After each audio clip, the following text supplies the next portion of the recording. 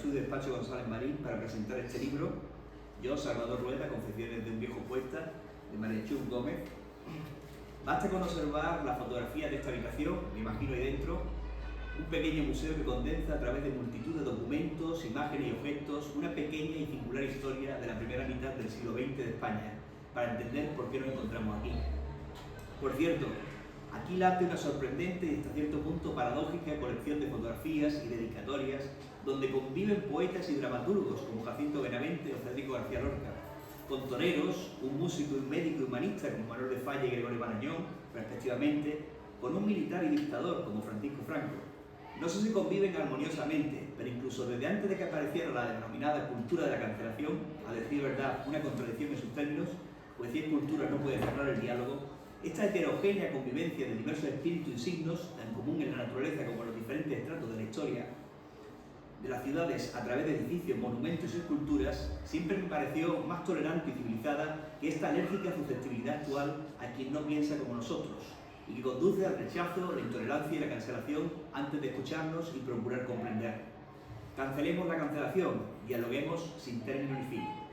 En ese sentido tengo la impresión de que hemos dado algunos pasos hacia atrás y con frecuencia, para decirlo con la autora, la violencia sustituye a la palabra.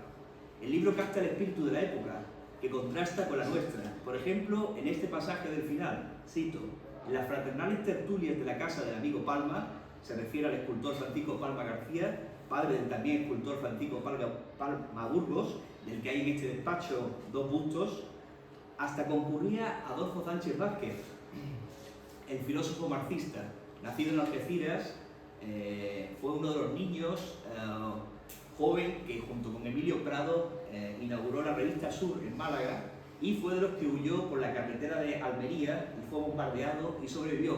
Fue uno de los niños, de los 1.600 personas aproximadamente, que subió junto con María Zambrano, Emilio Prados, en el Sinaya y fue recogido por el gobierno de Cárdenas generosamente en México y desarrolló luego su vida allí como catedrático de filosofía marxista, efectivamente.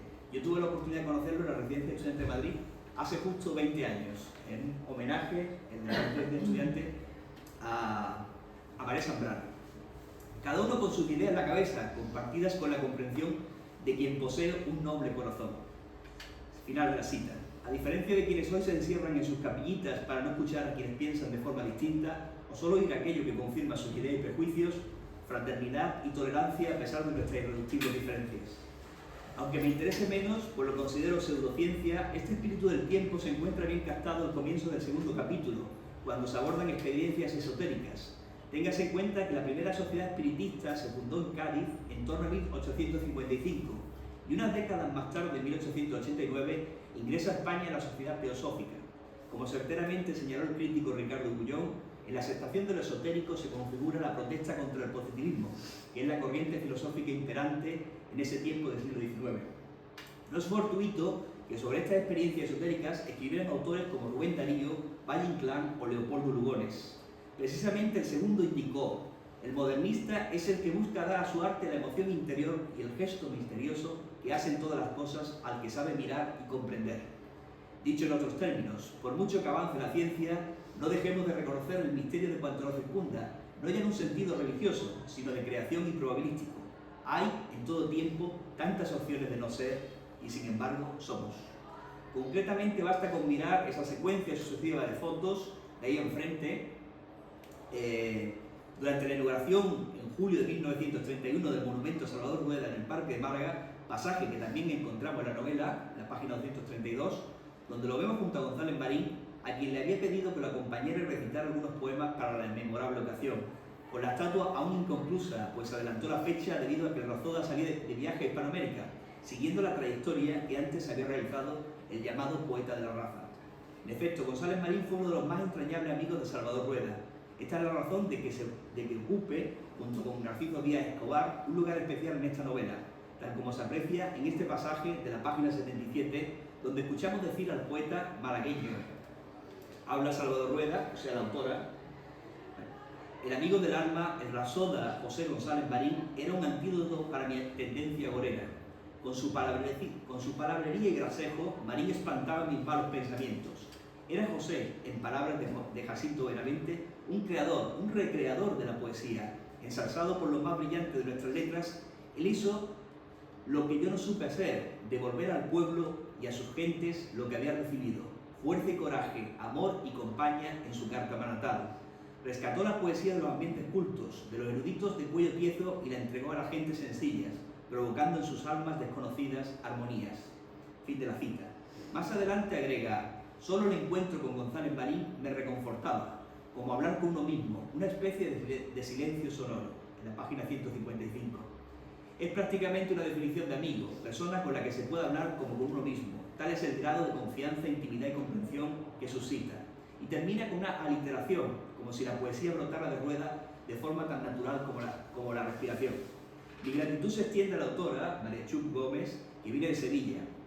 Si bien se ha dedicado profesionalmente a la restauración de documentos gráficos en el archivo capitular de la Mezquita de Córdoba, habiendo ejercido labores de docencia en cursos de extensión universitaria de esta ciudad, trabajo que ha compaginado con su vocación por la pintura y la literatura, con novelas como El viaje de ultratumba, de Sinada Ivanovna, Regreso a Querelet, editada en español y francés, y La Pardo y los rusos, también en editorial Algorfa. No me extraña que sean ya más de 20 las presentaciones que ha hecho o tiene por hacer la autora en diferentes lugares de la provincia. Esta novela, inspirada en la obra y la biografía del poeta Salvador Rueda, está dedicada a Málaga, donde habitan mis sueños, y está ambientada en numerosos rincones de ella: Benaque, pueblo natal del protagonista, pero también Benajarafe, Vélez Málaga, Toló, Gibralfaro, La Coracha, el Cementerio Inglés, el Teatro Cervantes, Plaza de la Constitución, Calle Larios, el Perché. Bueno, yo me imagino que tú vas a leer algún fragmento de la ciudad. Hay uno muy bello en la página 152-153 hablando de Málaga con mucho amor, con la descripción de episodios que perduran en la memoria, como el naufragio del Neisenov. Y por ella desfilan sorprendentes personajes históricos: Carmen de Burgos, la Colombín, Narciso Díaz Escobar, Arturo Reyes, Salvador González Anaya, Juan Breva, Benito Pérez Galdós, Emilia Pardo Bazán, con la que ya había mantenido un idilio la autora, Julio Romero de Torres, Valle Inclán, Rubén Darío, Picasso, Emilio Prados, Manuel Arturo Aguirre.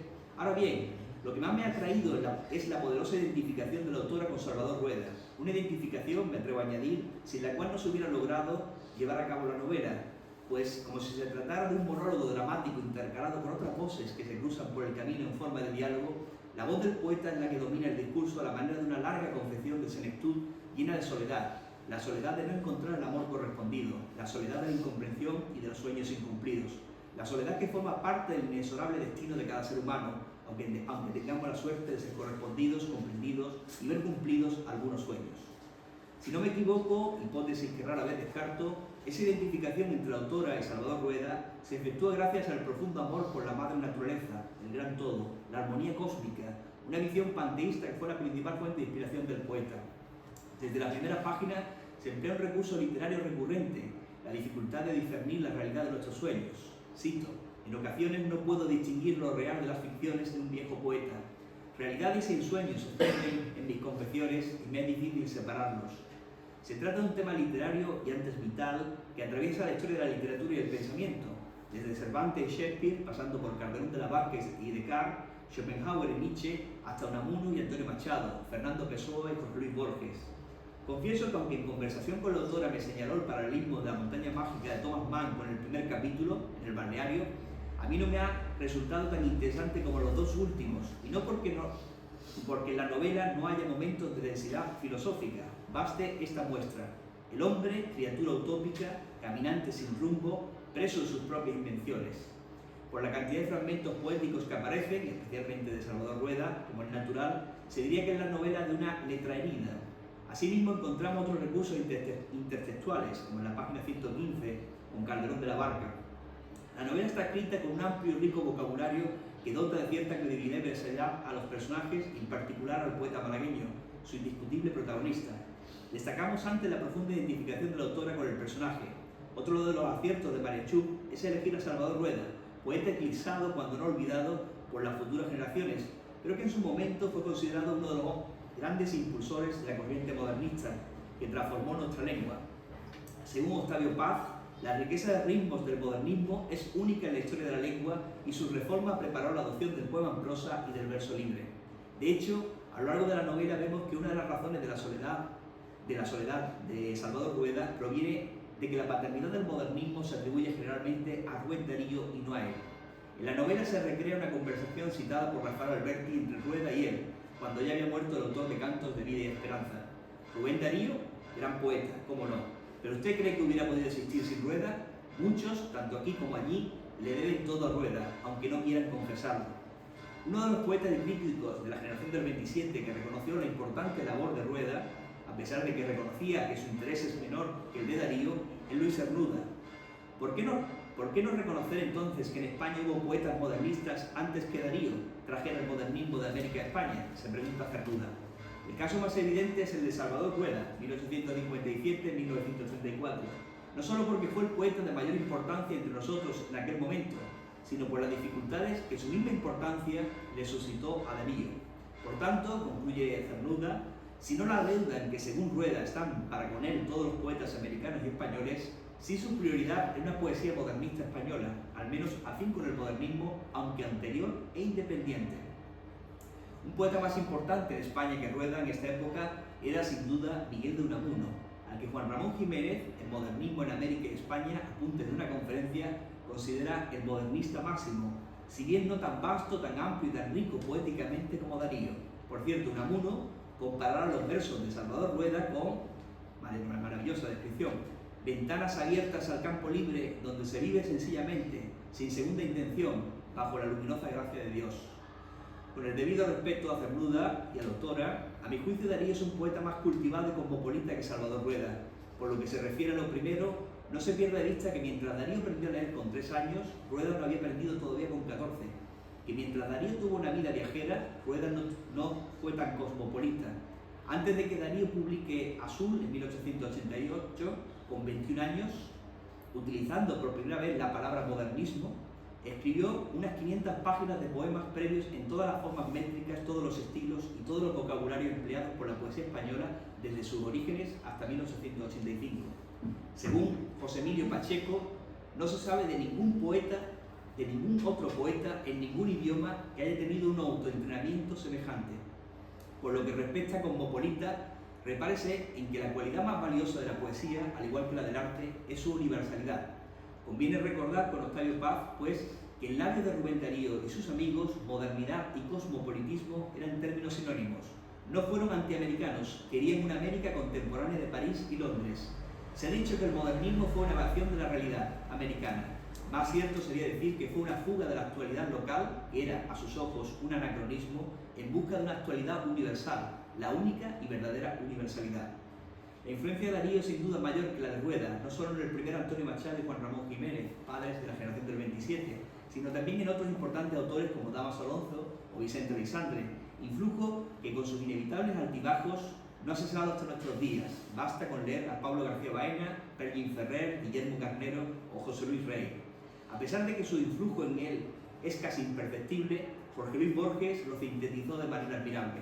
Todo lo renovó Darío: la materia, el vocabulario, la magia peculiar de ciertas palabras, la sensibilidad del poeta y sus lectores. Su labor no ha cesado ni cesará. Quien alguna vez lo combatimos, comprendemos hoy que lo continuamos. Lo podemos llamar el libertador. Afortunadamente, esta novela de Mariachub Gómez no es una novela de tesis y nos sirve para adentrarnos en el poeta Salvador Rueda y conocer la Málaga de su época. Y esto es cuanto le debemos. Muchas gracias.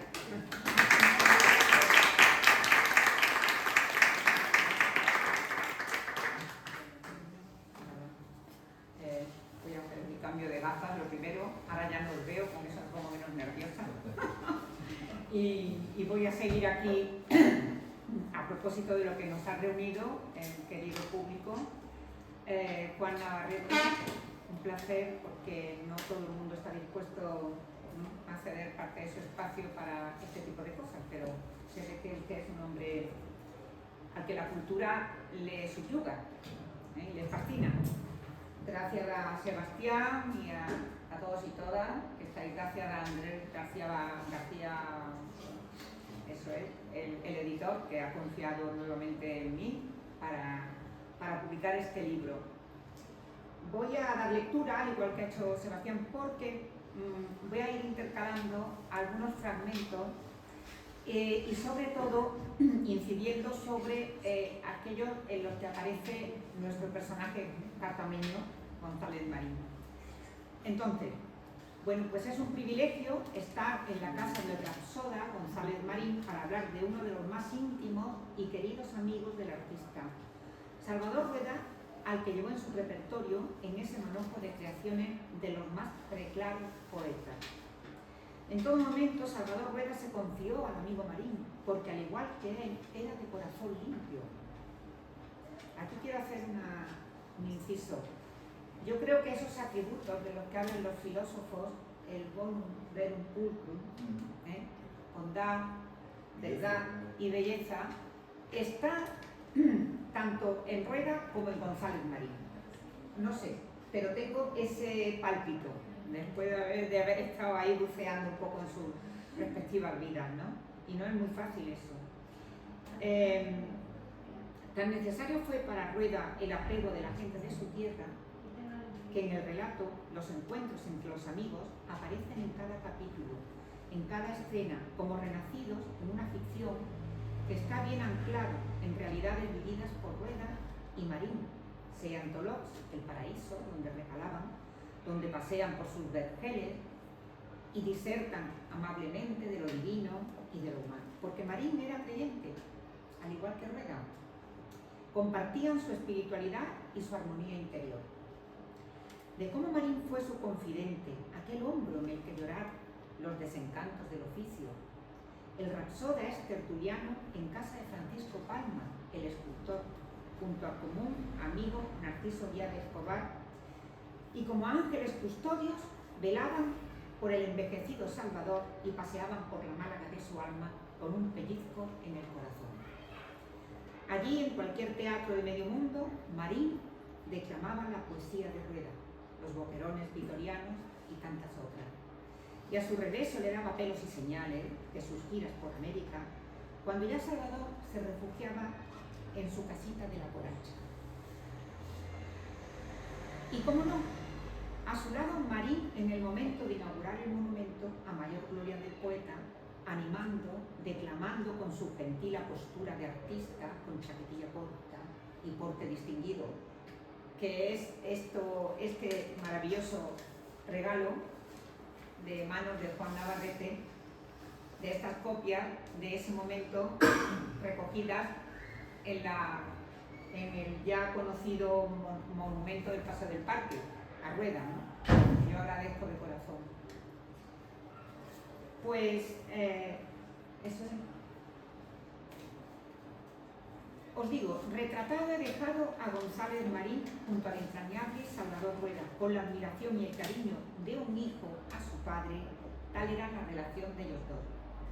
Uno de los fragmentos del relato, el de Marín en el balneario, no sé si sabéis, Juan sabe que González Marín frecuentaba el balneario de Tolox, y allí sitúo yo a estos dos personajes, a estos amigos del alma, un poco reflexionando sobre la vida, sobre la naturaleza, en ese lugar que parecía el paraíso, ¿no? Entonces, uno de los fragmentos del relato, el de Marín en el balneario, es descrito por el poeta Rueda, y nos dice: para la traca final, en la despedida de la temporada, llegó un compañero de fatigas que casualmente compartió conmigo bondades y pesares. El amigo del alma, el rapsoda José González Marín, un antídoto para mi tendencia agorera. Con su palabrería y gracejo, Marín me espantaba los malos pensamientos.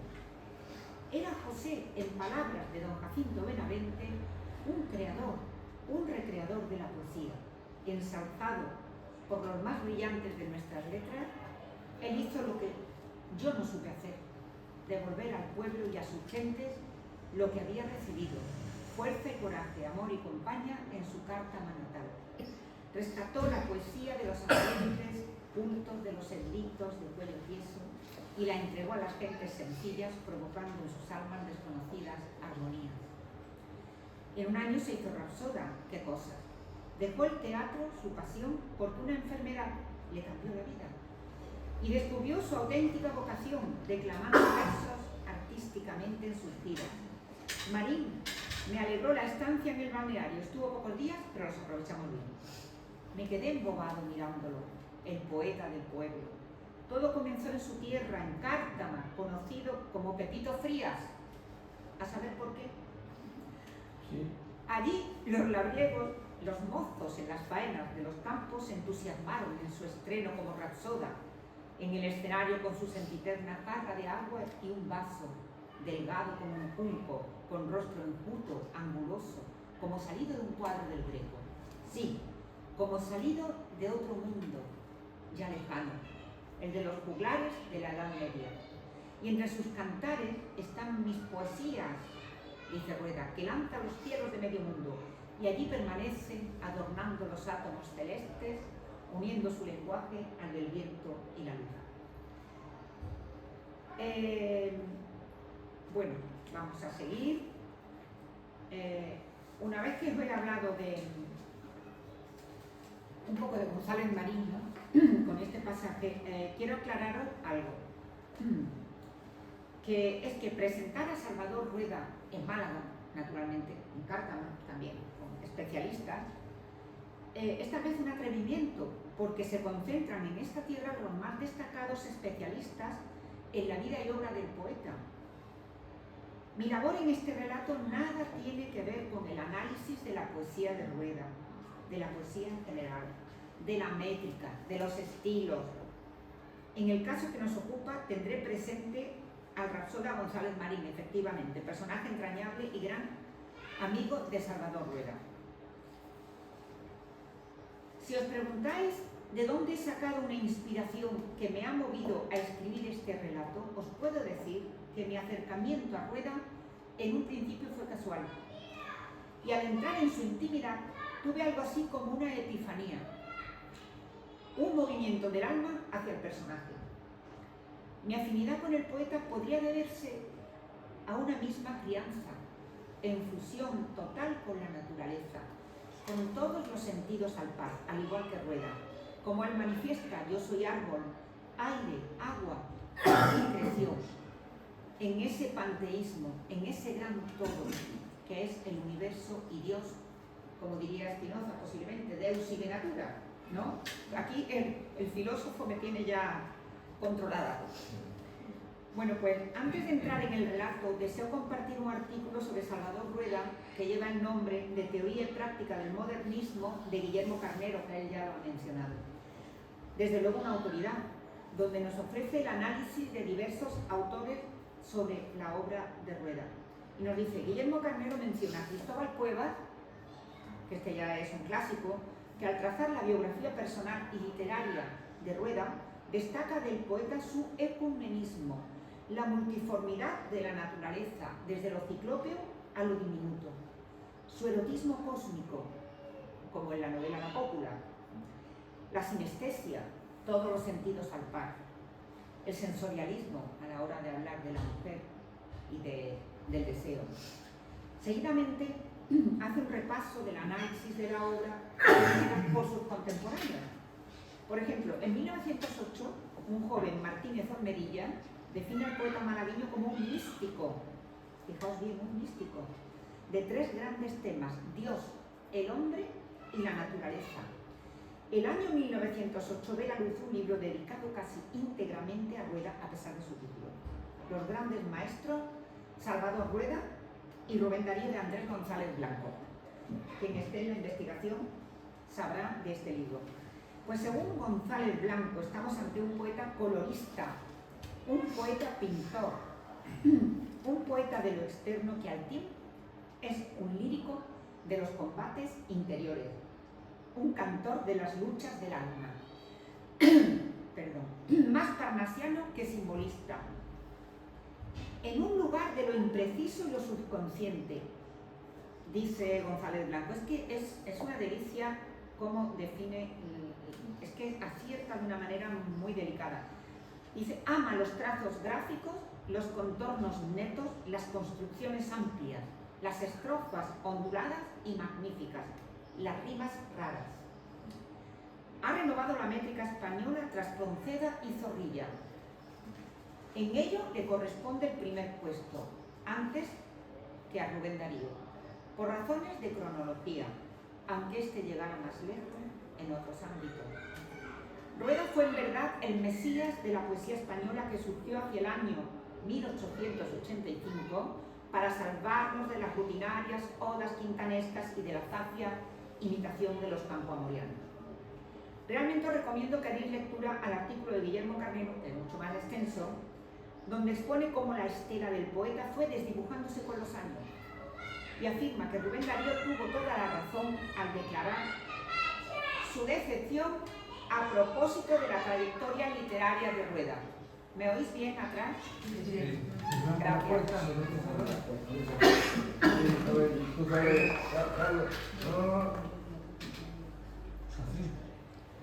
Bueno, pues seguimos. Incluso Guillermo Carnero intenta explicar, y esto es importante, fijaos, Guillermo Carnero intenta explicar y calibrar qué hay efectivamente de modernismo en Salvador Rueda. Y dice Guillermo Carnero, estas premisas, ¿no? Modernismo es culto a la belleza y a la precisión en el uso de la palabra. Reivindicación de la autonomía del lenguaje en su función estética. Renuncia al utilitarismo docente, al realismo y al filosofismo prosaico. En busca de un universo simbólico, algo que no se cumple en Rueda, y es verdad, tiene más razón que un santo. Es decir, así. Rueda no se limita, o sea, todo eso que hay que eliminar del modernismo, sin embargo, Rueda lo sigue utilizando en su poesía, en sus construcciones. Y estas son las razones que aduce Guillermo Carnero. En fin, esto queda expuesto para especialistas y analistas de la obra poética, se esté o no en desacuerdo con las ideas expresadas en el artículo. Remata Guillermo Carnero, algo con lo que yo me identifico, que es lo siguiente. Rueda da fe de una cierta inquietud religiosa con ribetes de heterodoxia, como en su composición La risa de Grecia, que por cierto está recogida completa, y que le viene a la cabeza a la muerte de Carmen de Burgos, que era una enamorada del mundo grecolatino y además, por supuesto, laica, era republicana, en fin, era un prototipo de las mujeres que vinieron después. Entonces, en eso sí que estoy de acuerdo, ¿no? En que da él reivindica Rueda la alegría vital de la civilización griega, según él, arrumbada por el cristianismo. Y lo dice así, sin ningún tipo de empacho.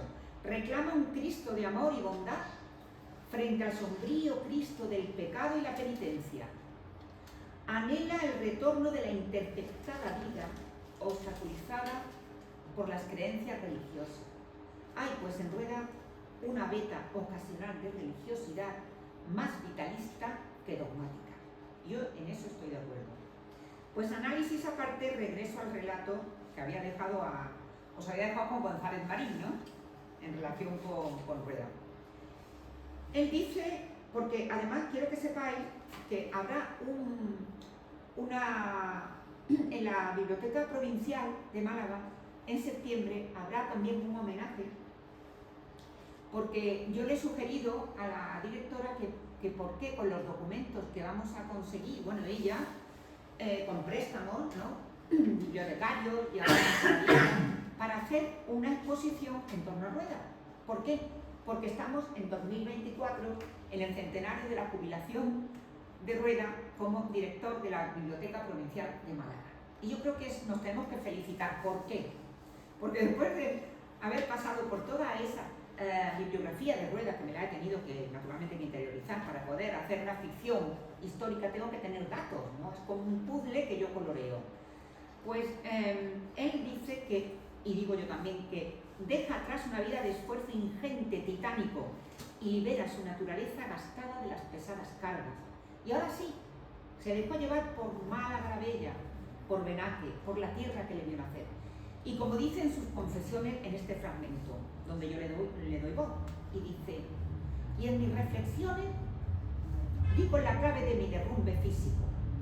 A medida que fui separándome de la teta nutricia de la madre naturaleza, al tiempo que mis conocimientos amueblaban mi cerebro, Iban asediando las ideas mi complexión, otrora fuerte de raíz, criada entre el aire azul y los campos verdes lujuriantes, aquellos archivos atestados de sabiduría de todo tiempo, de todo hombre, amarillentos, asfixiados por el polvo de siglos, se apoderaron de mis pulmones, antaños repletos de la brisa pura del mar.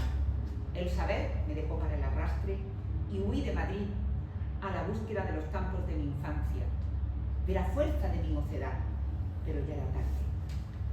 Se cierran las comillas. Novelar a Rueda ha sido descubrir su poesía, que tiene la misma esencia que el propio Rueda, la naturaleza plena. En esa relación estrechísima, fundidos el ritmo y el espacio natural en el alma de Salvador, da como resultado un ser original, el poeta, de pureza y claridades poco habituales en algunos hombres de letra, muy contaminados por la cultura, tal vez demasiado, como para entender el espíritu prístino de Rueda. Ya en el relato asentado en Málaga, en su casita de la Coracha, nos confiesa sus sentires sobre la propia ciudad, a la que define como el paraíso. Al igual que a su pueblo, al igual que a los parajes de la Sierra de las Nieves, en sus estancias balnearias, que yo he recogido de forma especial en las páginas del libro. Os digo que las páginas, es decir, los primeros capítulos que se los dedico al balneario, tienen un aspecto muy novelesco. Y ahí dejo yo volar mi fantasía.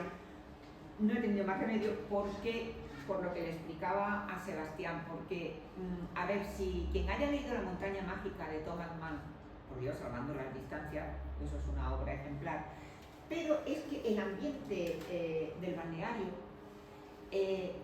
yo siempre lo he asociado a un lugar como quien entra, no diría yo críptico así, pero como quien entra como en el Ángel Exterminado, a un sitio de que es muy difícil salir, porque uno va allí con la necesidad de curarse, el enfermo del espíritu, del cuerpo, de lo que sea, hasta que no cumple con todas esas prescripciones de los doctores, señor, el que le prescriben esto y aquello, tome usted este agua, vaya usted aquí, póngase allí, tiene que aguantar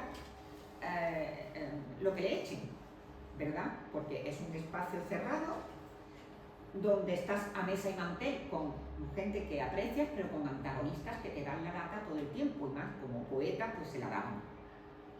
Digo usted esto, declaro usted lo otro. Y claro, yo ahí pues he enredado mucho, pero me he divertido también. Bueno, pues en ese espacio del balneario, que yo he recogido de forma especial, como os digo, y nos acerca además a las remembranzas de su infancia y a la educación recibida por el padre Robles, que fue quien lo latinizó. Os digo que fue que era medio familiar, que subía desde Benajarafe a darle los primeros conocimientos a Rueda, ¿no? Allí entre gallinas picoteando por el piso. Y él dice: el bendito del padre Robles se hizo cargo del potro analfabeto que era yo. Gracias al parentesco familiar, benéfica presencia la de este hombre virtuoso, empeñado en que me destetara de la ignorancia a base de latín y de clásicos españoles. Ahí, entre terrones y gallinas picoteando alrededor, salí del ser analfabeto.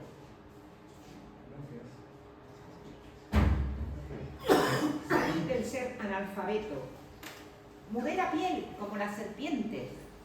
Dejé mi pobre camisa de ignorante en la sencilla tierra y tomé conciencia de una rara armonía, una música de las esferas, una llamada poética, un ritmo nacido de mis adentros, que a borbotones se derramaba como agua bautismal en un ritual iniciático, y renací bendecido por las gracias en mi pueblecito de Benaque, donde Cristo dio las 3 voces. Era un lugar tan lejano. Recuerdos que nos adentran en su yo más íntimo, y también se duele de sus desencuentros literarios, que tuvo y muchos, de los detractores que le salían al paso aprovechando su naturaleza bondadosa. Y de esta forma es el propio Rueda quien confiesa su llegada a Madrid. Estas son palabras de él, recogidas, están en cursiva dentro del libro para que las distingáis, ¿no? De vez en cuando hay que darle su sitio, naturalmente. Y él dice: mi entrada en Madrid de hace 28 años me recuerda a la de los bárbaros en Roma. ¿Acaso supongan algunos que sea para mí un deshonor no haber venido a España desde París, como Rubén Darío? con los cultos figurines de la nueva poética, pero se engañan. Es mejor venir del seno de Dios y del seno de la naturaleza que de París, aunque venga uno como un caballo salvaje o como un centauro loco. Después vino en mí el cepillo de la cultura, todo lo que quiera, pero en mis venas siempre latió y late la sangre del centauro griego. Y a propósito de esos acérrimos enemigos, declara en varios pasajes: en fin, qué recuerdos más agrios, no podían verme ni en pintura. Si hasta Palacio Valdés intervino para que no me concedieran el Nobel. Consentir, decía, que el Nobel sea para el autor de la cópula. Claro, la cópula, si no la conocéis, es una novela tildada de pornográfica, que nada era, pero en fin. Ese Salvador Rueda, de la cáscara amarga, panteísta, anticatólico. Eso decía Palacio Valdés. Y él dijo, cuando oyó esa frase, dijo: yo me desfogué lanzando esta verdad a los insensibles a mi genialidad artística. Y manifiesta: los poetas que no se ajustan para escribir versos a lo que impone rotundamente Dios y a lo que impone la sublime madre naturaleza, no son literariamente hijos de la gran madre, sino solamente hijos de la gran puta. Con permiso de los presentes. Pero estas son palabras textuales, no es que yo esto hable por el pueblo, no.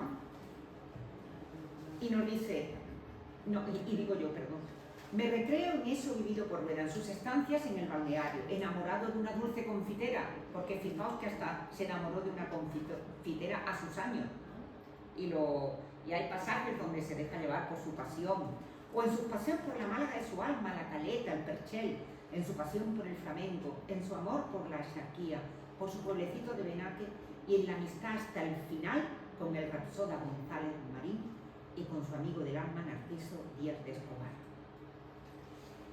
No quiero alargarme, voy a dejar aquí para que lo descubráis vosotros mismos el capítulo dedicado a Rubén Darío, que tiene mucha amiga.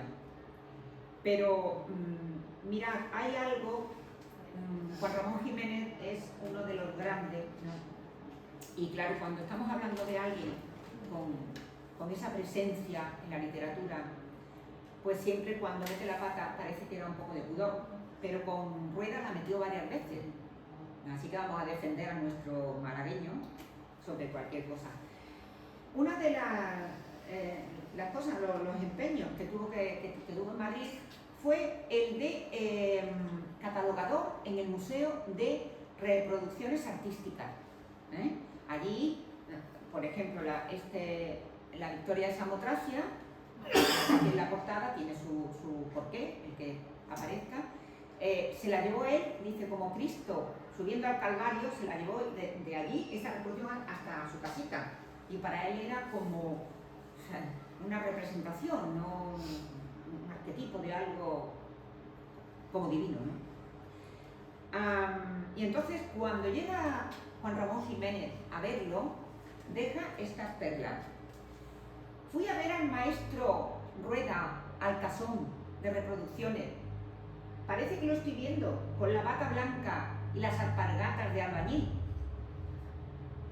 En ese lugar que Rueda creía que era Grecia. Una Grecia de yeso en montón fúnebre.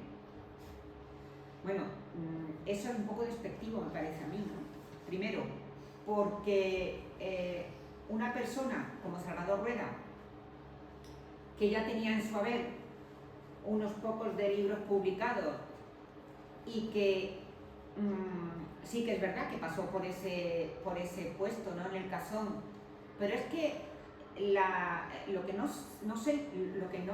no penetró Juan Ramón Jiménez es en esa cosmovisión de Rueda, porque posiblemente tendría que haberse criado como Rueda, ¿no? Juan Ramón Jiménez. Juan Ramón comparte cierto panteísmo. Sí, pero podía ser más respetuoso por eso. Lo que pasa es que Juan Ramón era, cuando hay que comprender a Juan Ramón, era una persona extremadamente exigente, en primer lugar consigo mismo y luego con los demás. Y luego hay que leer, por ejemplo, Españoles de Tres Mundos, que es un libro extraordinario, como casi todo de Juan Ramón, que está lleno de caricaturas líricas, donde habla de amigos a los que quiere, pero los deforma. Sí. lo deforma para comprenderlo desde el punto de vista de aristas que no han sido vistos. Entonces, yo eso, Juan Ramón tenía muy malas pulgas cuando iba por alguien y lo hacía con cierta frecuencia. Recordad, por ejemplo, que a Pedro Salinas, cuando escribe La voz a ti de vida, que es uno de los poemarios más extraordinarios de amor que se han escrito en la literatura del siglo XX, Sí. dice: la voz a ti de vida, no, la voz a mí de vida, porque lo que sale de aquí sale de mí. Entonces, Juan Ramón era así. Sí. Entonces, hay que comprenderlo para entenderlo un poco En su conjunto. Sí. Pero bueno, de todas formas, él se lo lió, porque además Rueda no utilizaba la ironía, Sí. ni el no Eso. era un cínico, era el buen verum Sí. pulcrum, Sí. o sea, este hombre era afable, era sencillo, no entendía estos refuétanos, ¿no? Sí, sí.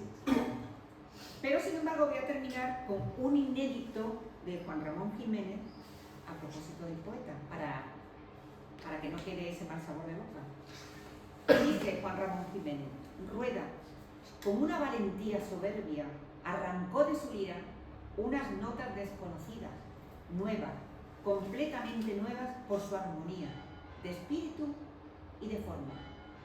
No habían acariciado las cuerdas de su lira brisas extranjeras. Aquellas notas surgieron del fondo de su alma, limpias, puras, templadas, solo al calor de una intuición poderosa. Aquel frescor súbito, aquella lluvia de rocío, besó las frentes rugosas que estremecidas se fruncieron. Entonces, un haz de flechas de impotencia cayeron sobre el pecho del luchador.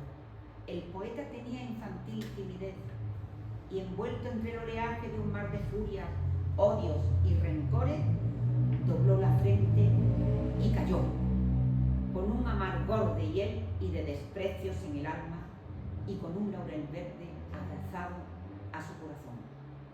Pues muchísimas gracias. Esto es todo.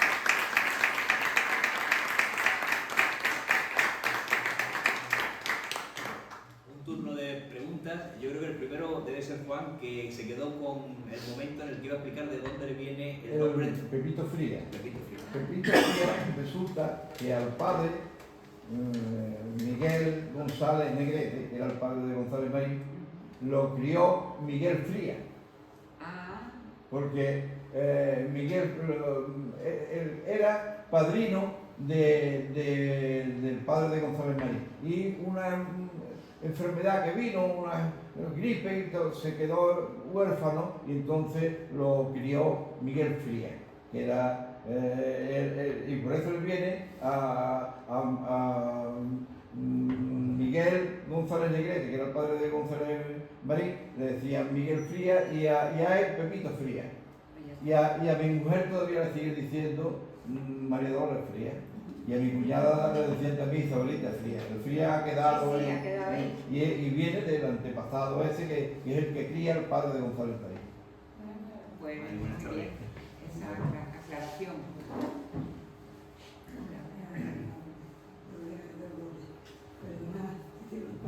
No se preocupe. Hola.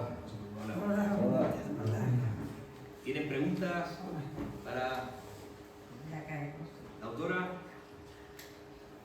Venga. ¿Alguna pregunta? ¿Ha quedado todo claro? La portada, si quieres, lo puedes, porque Sí. tiene que ver con lo que tú has dicho varias veces, ¿no? Sí, El sí, espíritu sí, griego. sí, claro. Y eso de la Trinidad, ¿no? Eh, Una belleza. Sí. En lo que ha dicho de la pintura de Salvador Rueda de la poesía, pues en lo que yo te he mandado a ti, lo habrás visto. Sí, sí. Lo habrás visto. Yo Que te lo dice enviado. que Salvador Rueda se parece a Zurbarán en la pintura, por la pintura de su poesía. Ah, sí. Sí, eso también es algo que... No, a Benjure, perdón. He equivocado el personaje. Bueno, a Benjure A Benjure. Aparece en la novela. aparece, creo que sí, pues, Sí. es porque... no. Benjure es. No. Romero de Torres. Ahora no estoy segura. Porque ya hasta la propia autora se olvida de algunos de los personajes que están abuela Pluma, ¿no? ¿Sabes? Pero sí, sí, porque él era un enamorado de la... Porque Benlliure murió en Málaga, ¿o no? No recuerdo. ¿No es una de las salas del Ateneo? No, lo estoy confundiendo. Bueno, él era muy amigo de los hermanos Romero de Torres. Sí. Porque cuando fue él el director de la Gran Vía, allí en Madrid, razonablemente muchos autores, tanto poetas como gente que publicaba cuentos, ¿no?, por entrega en alguna de las páginas, o las ilustraciones venían de los hermanos Romero de Torres. Y hay también un episodio bastante curioso ahí, de que lo llevan a Córdoba y sabiendo él que era muy neurasténico y muy hipocondríaco, se lo llevan a las ermitas en una burra en agosto con 40 y tantos grados y le pusieron un paraguas para que no se muriera en el camino, porque es que decían que me van a matar. Entonces, claro, cuando muere Romero de Torres, él, que no tenía nada que ver con esta radicalización, ¿no?, de Romero de Torres en cuestiones políticas, pero no tenía nada que ver, tenían una amistad por encima de todo, por eso digo Bueno, al principio lo he querido resaltar porque Sí. aparece en la tertulia donde aparece Adolfo Sánchez Vázquez, que es marxista comunista, no tiene nada que ver con los demás, pero aquí está invitado y está hablando. Es de hecho, cuando llega la República, el tema de la quema de conventos en Málaga, eso está ahí recogido porque él se conduele porque, a ver, es que Palma no murió intentando rescatar el Cristo de Mena, o este otro, Narciso Díaz de Escobar, que como académico él tenía que dar fe de los acontecimientos, ¿no?, y de las pérdidas de las cuestiones artísticas, y vio cómo quedó la Virgen de las Lágrimas dentro, en la puerta del Teatro Cervantes estrellada, ¿no? Entonces, claro, él pensaba que ¿qué tendrá que ver, ¿no?, la lucha por una mejora social con este infierno, ¿no?, este mar de fuego en que se ha convertido Málaga. El episodio más célebre de la vida de González Marín tiene que ver con esto. Sí. Si quiere contarlo alguien de la sala que lo conozca bien, si no, Juan. Bueno, en una tertulia en San Sebastián, creo que fue, que estaba González Marín reunido con varios, y él siempre en las tertulias pues, terminaba recitando poesía, y estaba José Antonio Primo de Rivera. Entonces estaba recitando poesía de castellana y todo eso, y entonces le dice a José Antonio: venga Pepe, déjate ya y puedes ya con García Lorca. Recitar García Lorca, porque él recitaba a Lorca todo y lo recitó siempre, antes y después seguía recitando a García Lorca, que precisamente en Alicante, en un teatro, que se me lo contó a mí, uno que estaba allí, testigo presente, empezó a recitar a García Lorca. Y entonces muchos empezaron a chillar, a silbar y compatear por las cuestiones políticas y tal. Y entonces él dice: el que no quiera escuchar, que se vaya. Y él siguió con su recital de García Lorca. Sí, sí. Hay que dar para esto, que son anécdotas, pero que tienen una lectura más profunda. Sí, sí. Es así, es así. Así que, bueno, pues... Sí, el tema de la victoria de Samotracia, esa reproducción helenística con esa técnica de los paños mojados, pues no fue por casualidad. Si vosotros habéis visto la fotografía de la casita de la Coracha, el interior, la salita, donde están velando a Rueda, y el ataúd, que impresiona muchísimo esa fotografía, está presidido por la victoria de Samotracia sobre un pequeño velador al uso, detrás un repostero enmarcando la escultura. Es decir, si eso estaba ahí, él tenía un rosario, el rosario de su madre, envolviéndole las manos, sería porque el interés del poeta sobre lo que simbolizaba sería notorio, porque si no hubieran puesto un crucifijo, ¿no? Pero él, en esa heterodoxia y sobre todo en que, como lo que dijo Juan Ramón Jiménez a propósito de lo que él consideraba Grecia, es que A ver, como yo digo, la cosmovisión y la religación de Rueda con el medio natural, fijaos que desde la Shakia tienes el horizonte del mar, ¿no?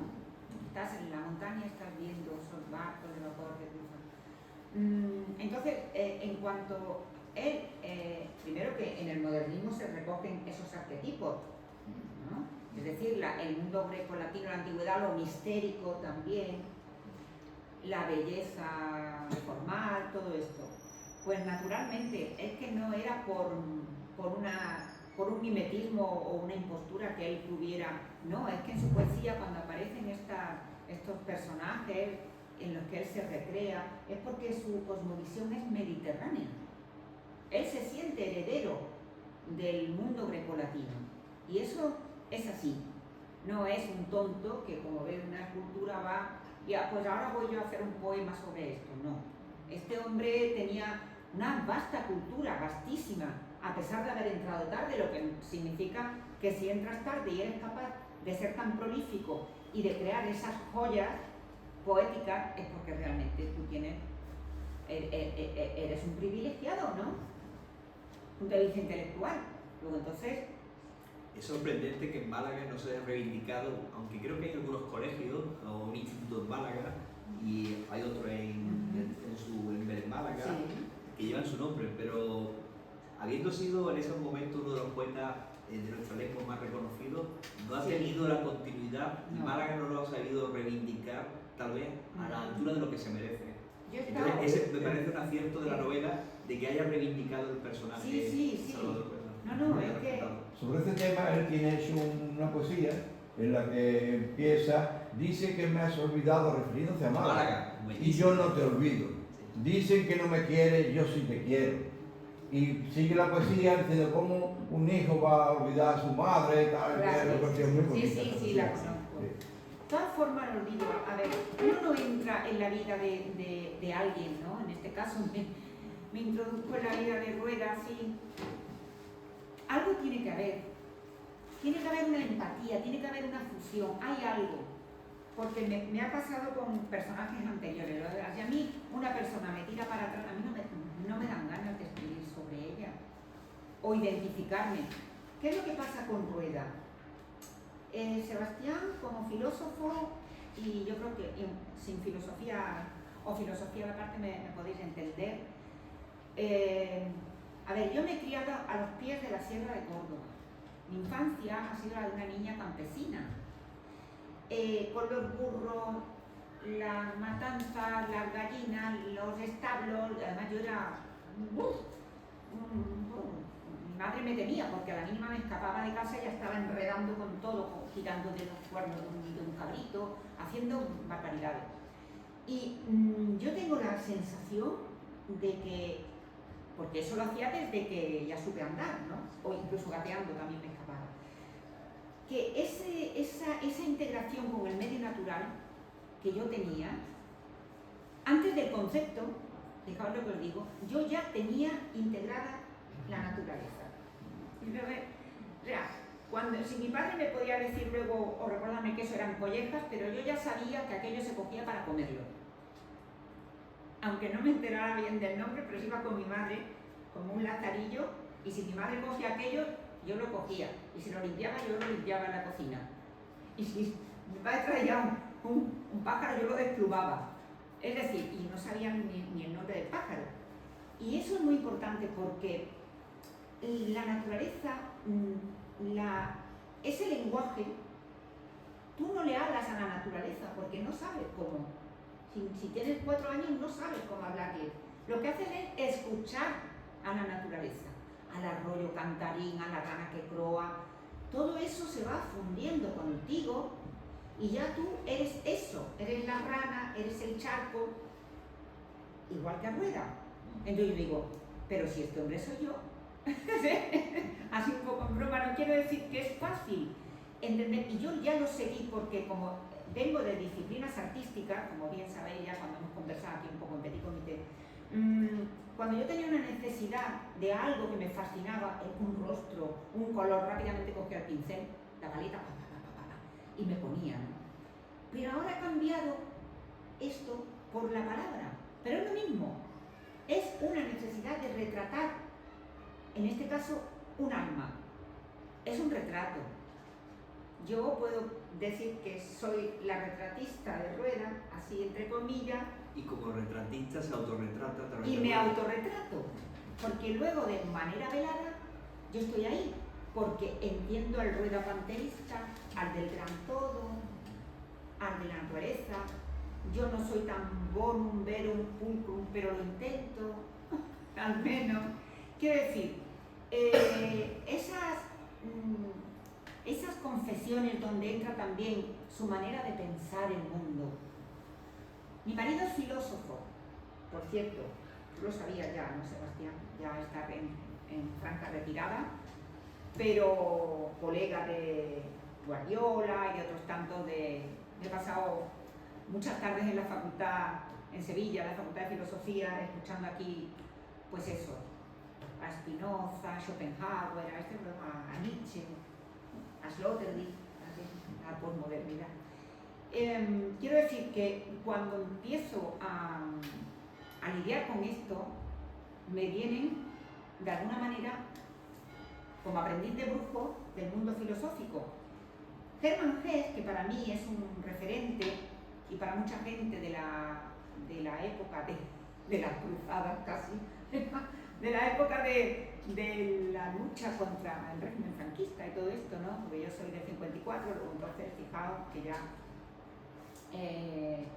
con 20 ya eras consciente de lo que pasaba. Entonces, los libros de Hermann Hesse, Siddhartha, ¿no? O El juego de los avalorios, Lobo estepario, todo eso eran como epifanía, una cosa tremenda, ¿no? Pues tiene un pequeño librito que se llama Mi Credo, que es una maravilla. Sebastián afirma y confirma. Y ahí él viene a decir lo mismo que dice el poeta y que yo he sentido, que es que para entender el medio natural hay que acercarse de manera contemplativa, es decir, con la cabeza como una página en blanco, y dejar que la naturaleza nos hable. Y la naturaleza habla. Si tú te callas, si tienes esa elegancia, porque si no nos callamos, la naturaleza no la podemos escuchar. Y entonces él dice que hay que apartarse de esa cuantificación y entrocear cada cosa hasta llegar al límite de la materia, a lo más hondo, porque nunca vamos a encontrar el fondo, el origen. Ese trocear tiene que ver con la filosofía dominante que es el positivismo. Exactamente, y que denunciaba Bergson. Sí. El morcelage, que dicen en francés. Que eso me encanta, porque yo no me identifico ni con el cientifismo, ni con el materialismo, ni con el posmodernismo, ni que todo vale, no. Yo defiendo como este ay Dios santo, Sebastián, del grupo de Frankfurt, de la escuela de Frankfurt.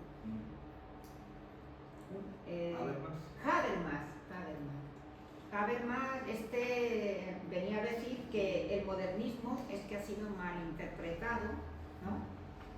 La modernidad. La modernidad es un proyecto inacabado. Y que hemos dado el salto a la posmodernidad sin haber extraído tal vez lo más sagrado o lo más, podemos decir, valioso de esa modernidad.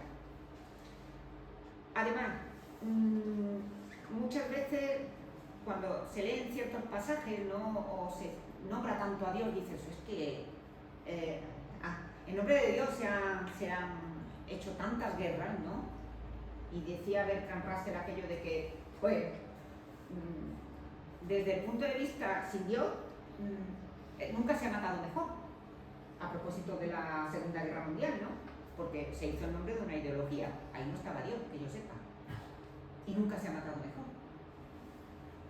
Pues entonces, todas estas cosas están en mi cabeza, posiblemente diga una tontería de otra, tienen mayor importancia, Pero hábilmente en la novela nunca incurre en el problema de ser una novela de tesis, sino que ella recoge los problemas del tiempo que iluminan cuestiones de nuestro presente, porque hay paralelismo, pero ella, aunque sugiere ideas, nunca las defiende como una novela de tesis que haría que la novela se perdiera rápidamente, envejeciera rápidamente. Entonces, él lo sugiere Sí. mediante los personajes, pero no trata de defenderlo como si estuviera en un artículo, en un ensayo o en otra cosa. No, no es el caso. Además, es que si no, pues dejas la heterodoxia y entras ahí en un partidismo.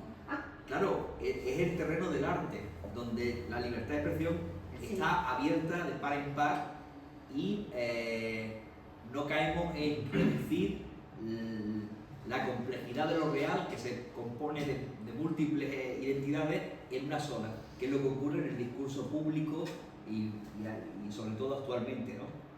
Que se utilizan esas etiquetas para descalificar a alguien porque no estamos de acuerdo con tal opinión. Sí.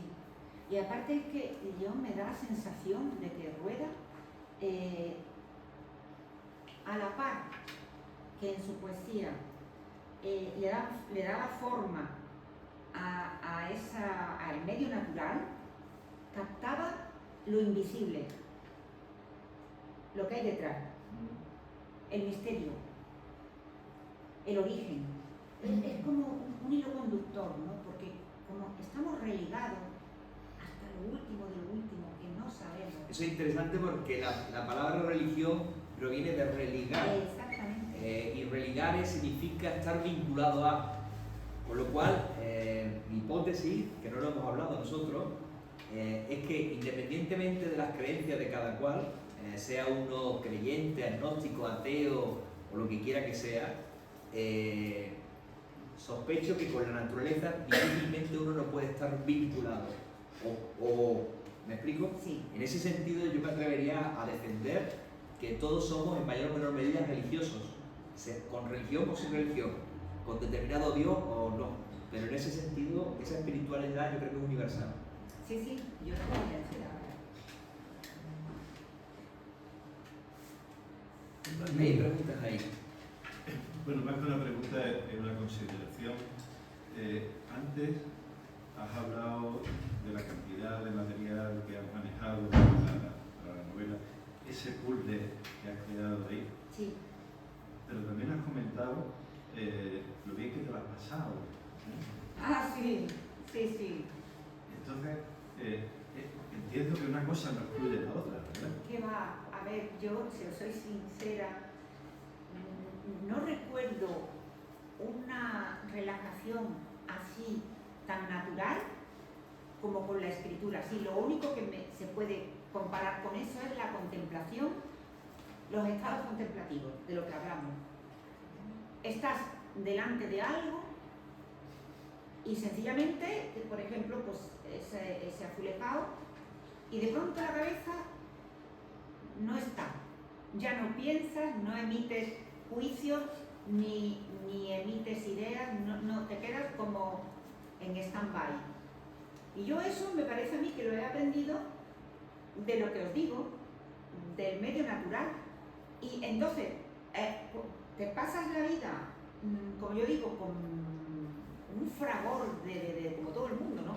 Mil cosas que hacer, una bulla, tengo prisa, esto me pone nerviosa, si me ponía a pintar los colores a veces, como me enervaba. Sin embargo, la escritura me deja como una bendita. Yo no. Entonces, un día me dice, presentando la novela, que a ver si también podemos hacerlo aquí, sobre Emilia Pardo Bazán, porque la trabajaron sus alumnos, y me dice no sé quién en Madrid, que ahora tengo que volver, por cierto, a presentar también otra vez a Emilia. Y me dice, pero yo lo que veo en esta novela es que tú te lo has pasado estupendamente. O sea, alguien que ha entendido, leyendo, que le ha resultado tan gustoso, porque se nota que la escritora se lo ha pasado bien. Digo, pues con Salvador, pues lo mismo. Es que es un personaje que se da a querer. Eso es importante porque muchas veces se trasluce en la propia obra y llega hasta cierto punto al receptor. Del mismo modo que cuando uno que se dedica a la docencia, y aquí creo que habemos unos cuantos, cuando no acertamos a articular adecuadamente el discurso, si tú lo transmites con el entusiasmo, con el juego, con la alegría de la que está hablando, a veces no llegas a articularlo adecuadamente el discurso, pero eso le llega al alumno y eso contagia. Ortega lo llamaba la pedagogía del contagio. Entonces es fundamental. Y además, otra cosa, que me ha pasado hasta ahora en los 3 libros de un cuento que me han publicado, y es que en todo está el aspecto tragicómico. Yo parece que no sé escribir sin reírme de lo que escribo. O sea, que hay pasajes donde es que te da risa.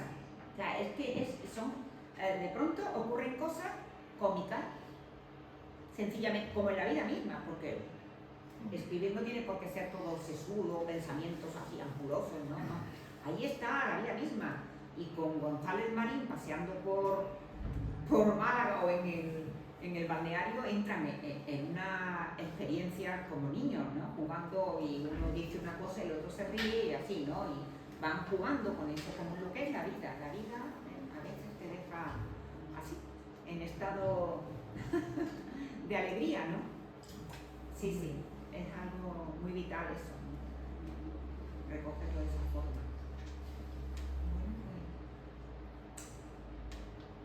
Parece que está todo el mundo muy sonriente, parece que se lo están pasando bien con la presentación y buena cosa es que no se aburra el público. Pues si no hay más Con consideración. la exposición, ¿Cómo? con la exposición que habéis hecho los dos, está uno deseando leer la novela, porque no se sabe si es una biografía, si es una novela, si es una interpretación. Hay de todo, ¿no? Pues Entonces, a tu maestra es lo que yo digo una biografía ficcionada. Es así. O una novela histórica, como queréis llamarla. Es decir, que los elementos son los que son reales. Algún personaje que otro, que además se hacen querer, aunque incluso sean desagradables, pues son de mi cosecha. Tienen que meter siempre ahí esa creatividad. Porque es verdad que todos hemos estudiado, los que hemos estudiado un poquito, a Salvador Rueda, Claro. pero dentro de su generación parece que ocupa un segundo plano. Exactamente. Pero aquí primero está en primerísimo plano. Es él el que habla. Es él el que, ya que tiene todo hecho, toda la tarea cumplida, está en su casita casi esperando la unión con el gran todo. Pero cada capítulo recoge pues un espacio vital del poeta y sus alegrías, pero también sus desencuentros. Pero al final el conocimiento real de Salvador está ahí. O sea, no es un invento. Es el Amparo Quiles Far, la nombro también para que sepáis que ella es la máxima biógrafa del poeta. Primero fue Cristóbal Cuevas y le han enviado un ejemplar y va a acompañarme en ese homenaje en la Biblioteca Provincial. Y yo le digo, Amparo, a ti te va a parecer un disparate, pero casi toda la información que he ido sacando ha sido de los escritos de Amparo Quiles Far. Así que yo desde aquí, pues nada, le agradezco igualmente a ella ese trabajo, esa labor de años y años de investigación. Pero esta forma de trabajar al poeta es esa manera de acercarlo al público, al gran público, porque si no, en un ensayo inmenso con citas a pie de página, bibliografía, eso no hace un estudioso, uno que va a hacer una tesis, tal, pero el personaje de a pie lo que quiere, de camino que aprende es que se distrae, que se divierte, que palpita, que le hace sentir, porque realmente es que el poeta te hace sentir sus alegrías y sus penas, llega al fondo de tu corazón, por lo menos al mío. Pues nada, muchas gracias de nuevo. Bueno, si quieres...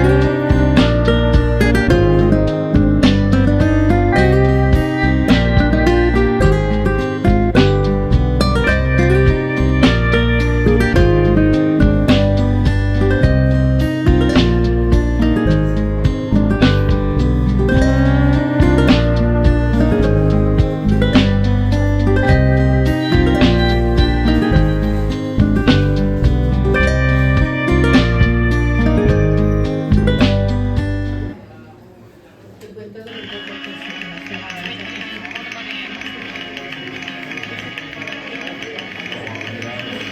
esos palillos, pastora.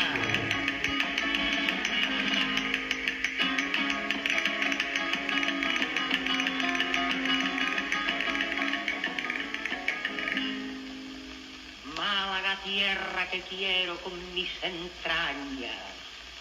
Yo escuché el coro inmenso de tus pregones, llenos de algarabías dulces y extrañas. Cantas como ninguna ciudad del mundo. En óperas se truecan tus timbres regios y eres un concertante fresco y jocundo de fermatas y acordes, trinos y arpegios. Vi llevar de tus pencas la fruta grata en canastas de mimbres escurridizos y cantó el pregonero con voz de plata: van los chumbos redondos y qué pajizo, un pescador que a un peso se igualaría, colgados de los codos los dos tazones, cantó soltando al viento su melodía. Llevo frescos y gordos los boquerones y al recorrer tus calles como jardines un charrán de la gracia bizarra prueba, trinó alzando una penca con 1000 jazmines. A la buena vinaga quien me la lleva y lejos, como un eco que blando gira y arrulla de tus siestas las largas horas, soy una voz cantando como una lira. A las moras mauras, moritas moras, oh Málaga brillante, madre que adoro, a quien bate no hicieras tú de improviso, si un orfeón pareces que canta un coro con gargantas de pájaros del paraíso.